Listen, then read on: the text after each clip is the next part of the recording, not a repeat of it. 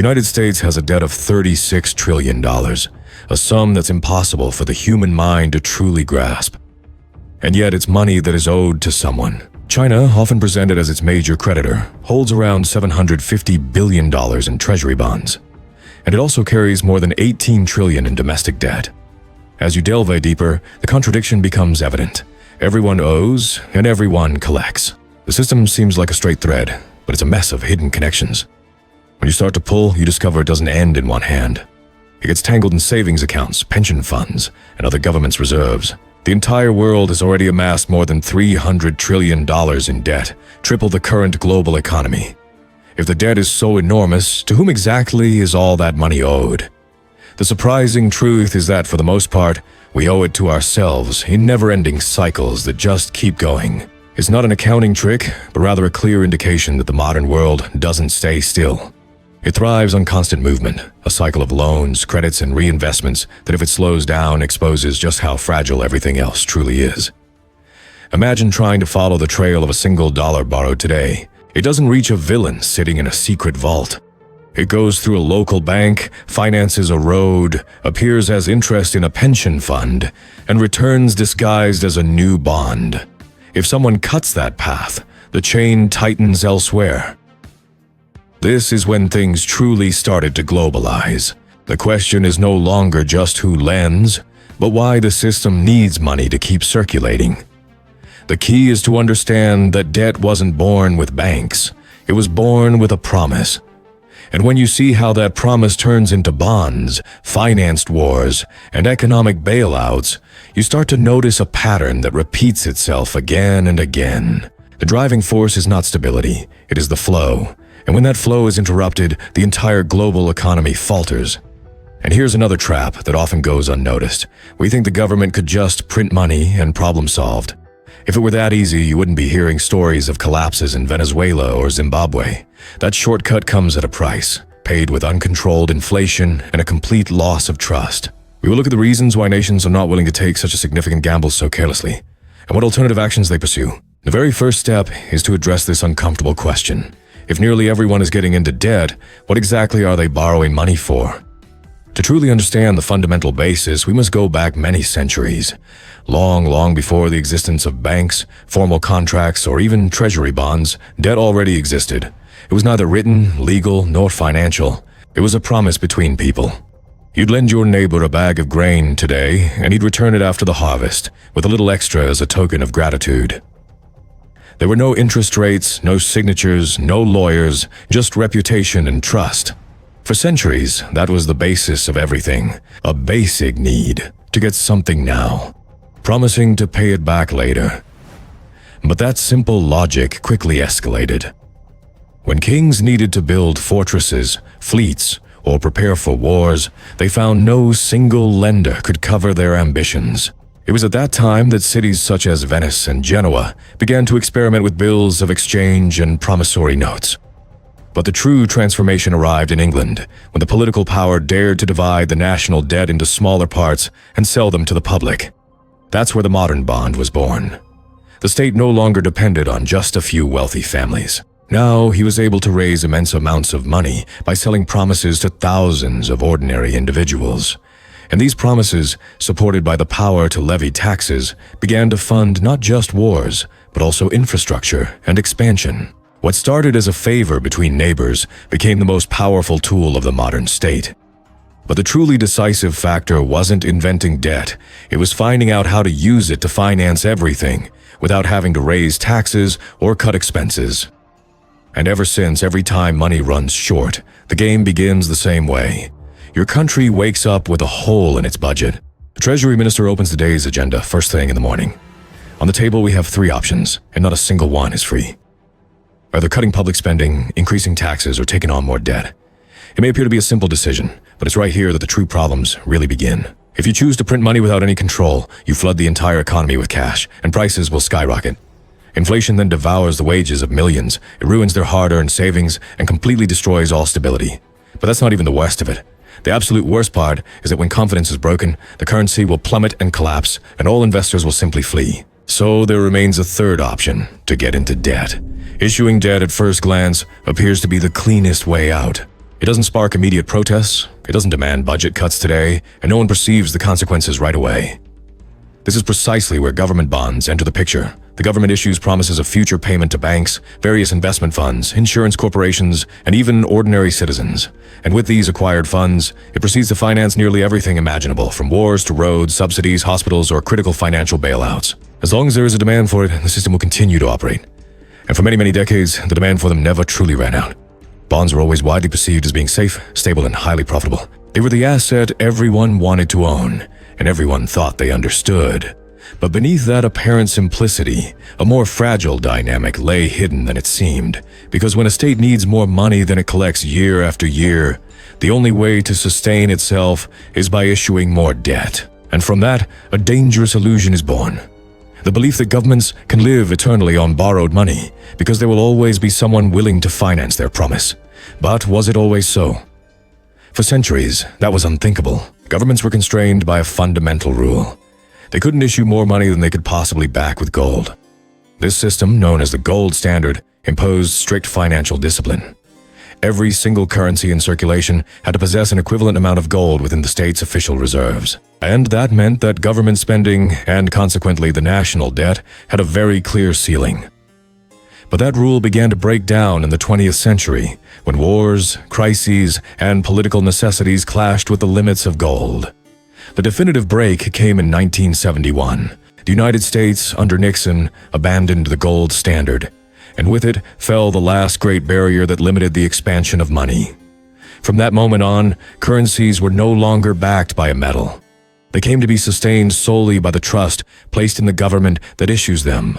Currency notes and figures that hold their value only because we place our trust in them, not because they're supported by any physical commodity or asset. To the advantage, governments could print money and issue debt without immediate technical limits.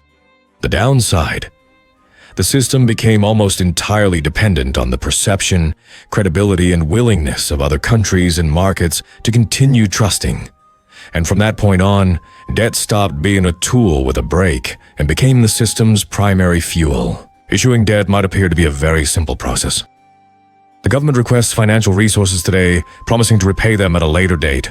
However, the real trick isn't in the borrowing itself. It's that when the maturity date arrives, there's no genuine intention to actually pay. Most countries don't pay off their debt with fiscal savings or a surplus. What they do is refinance it. That means they take out a new loan to pay off the old one. It's like every time your credit card is due, you get a new one to cover the old. And as long as interest is paid and markets trust them, the cycle keeps turning. But here's the problem. The larger the debt becomes, the greater the interest payment. And that forces us to issue even more debt just to keep ourselves afloat. What initially was a tool to finance projects or cover emergencies ends up becoming a survival system. A mechanism no longer used to grow, but to avoid collapse. And the real trap lies in inertia, because the longer it operates, the harder it becomes to stop it without breaking something. Markets no longer expect you to pay back the money. They expect you to never stop asking for it. And who buys the debt? You know governments borrow by issuing bonds, promising repayment with interest and a due date.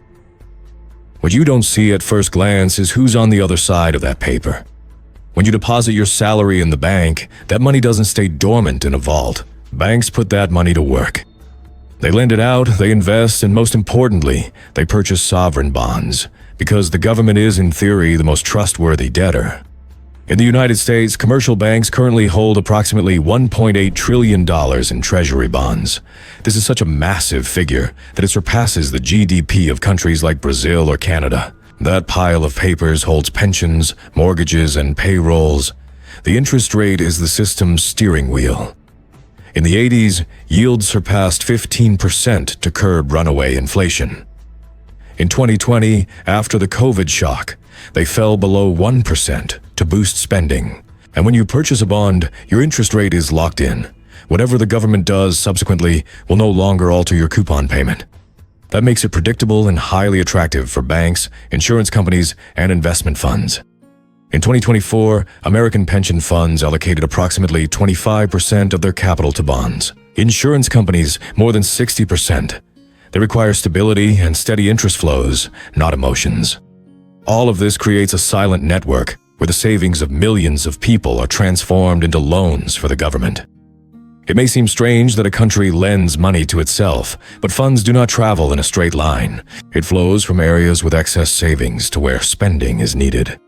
Bonds are the pipe, the banking system, the valve. Banks channel deposits. Funds channel workers' contributions. The state redistributes them into health, infrastructure, or bailouts, and that cycle doesn't stay domestic. Nearly 30% of the United States' national debt is held by foreign entities. Governments, banks, and investment funds from other nations purchase it for the very same reasons you would store your money in a secure safe, for its security, its liquidity, and its depth. But what's truly important to understand is that this isn't a simple line. It's a circle. Japanese savings are financing debt in the Netherlands.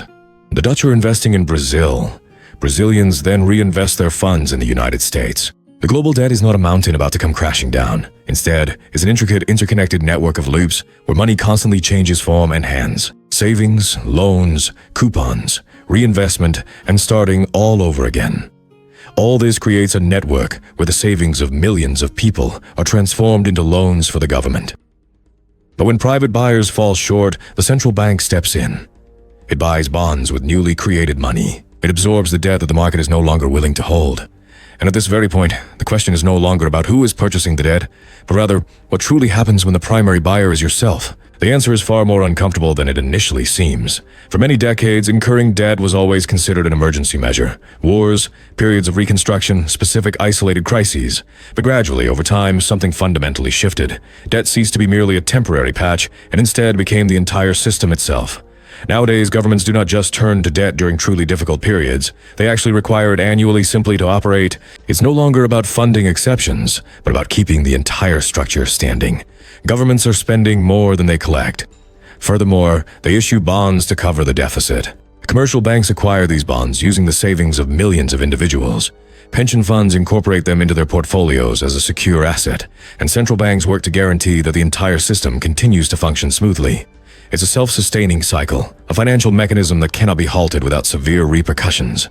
In the United States, approximately 1 out of every $4 of government expenditure is financed through debt. In China, it's 1 in every 5. To put that into perspective, in the United States, that proportion is similar to everything the country invests in both education and social welfare combined. To suddenly eliminate that component all at once would be akin to asking a high-speed train to come to a complete halt without derailing.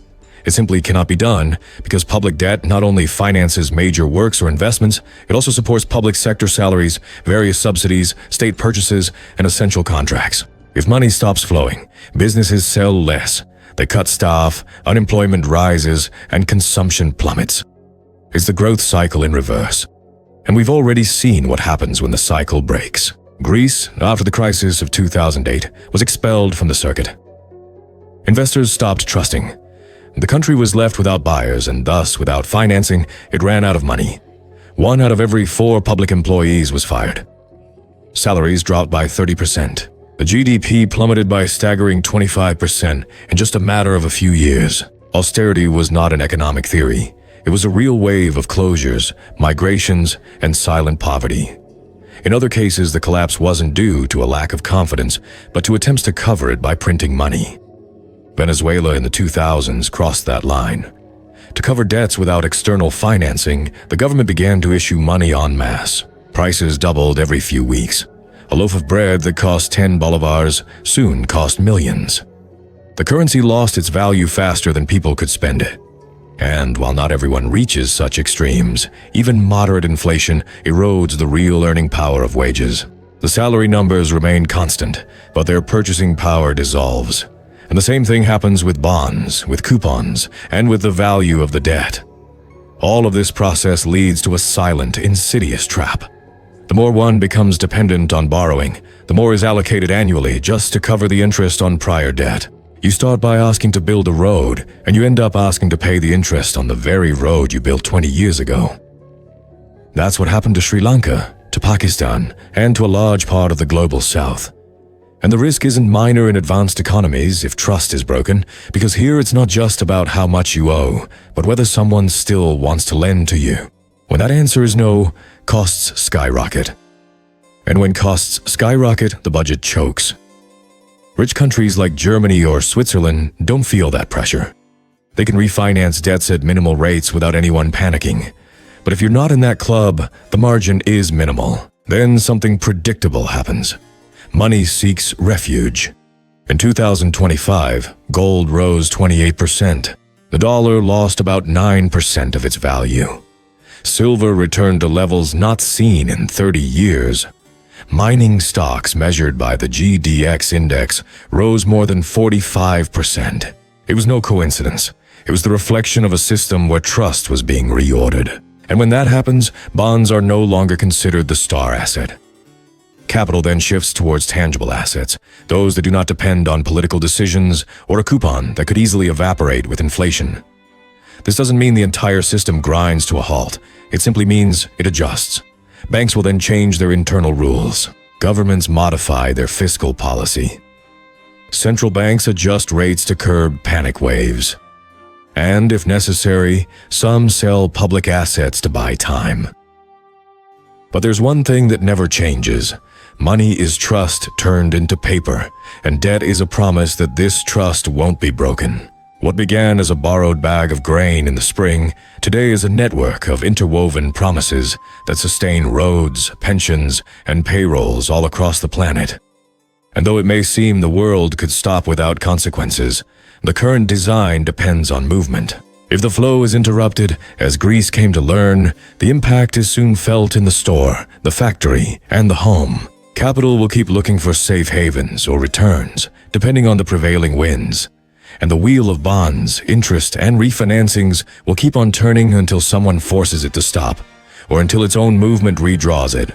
Don't forget to support this type of content by subscribing and watching this other very interesting video that you'll love.